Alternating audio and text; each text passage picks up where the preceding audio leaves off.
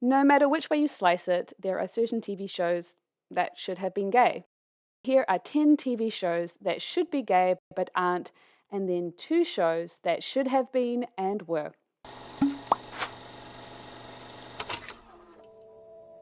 So some on this list will be entirely unsurprising, but I could hardly make a list like this and leave them out. So let me just mention the following 4 quickly before moving on to the rest.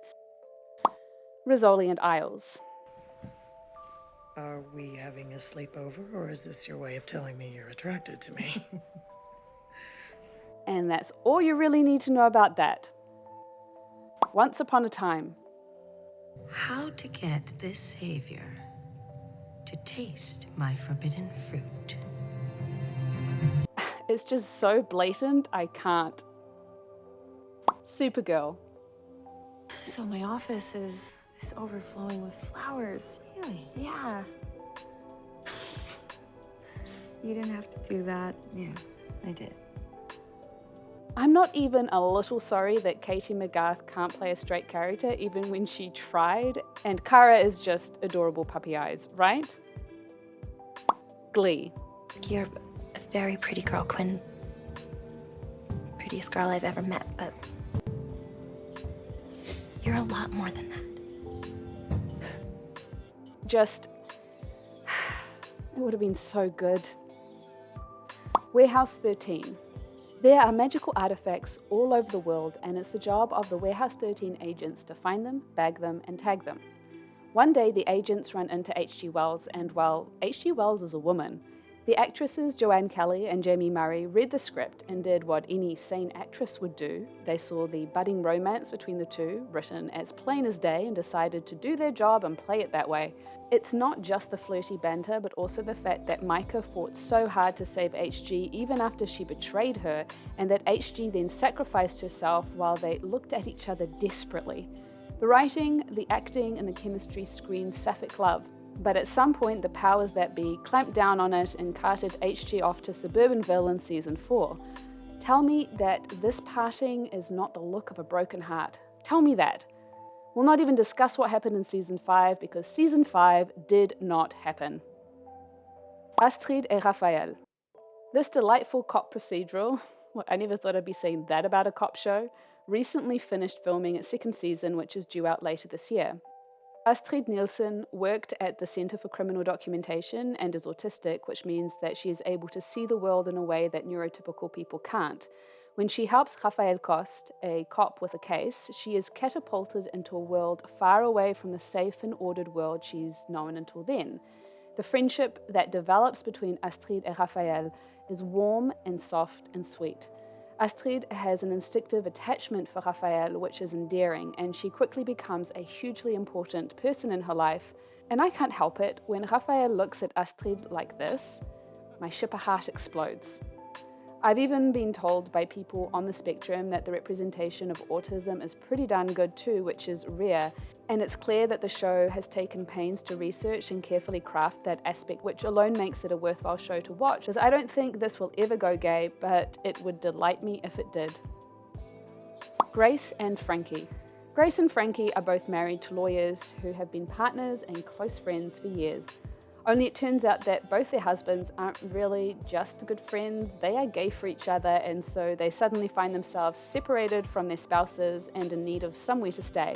They both end up at the holiday house on the beach that they had bought together as couples, and therefore essentially end up living together. While they end up relying on each other, supporting each other, loving each other, and it feels pretty gay. I'm not sure if the show ever intended to go that way, but Jane Fonda specifically said that she didn't want that, and while in Season 5 there is a rather on-the-nose moment to make it clear that that is never going to happen. Although, not after a number of seasons with plenty of suggestive moments.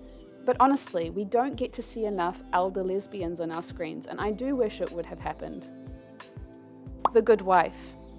Alicia was the long-suffering good wife of a politician who, when her husband's illicit affair with a prostitute surfaces, finally leaves him. Needing to work again after her marriage, she joins her college pal's firm. And while the core sexual tension is played out between those two, the relationship I found far more intriguing was the one between Alicia and Kalinda.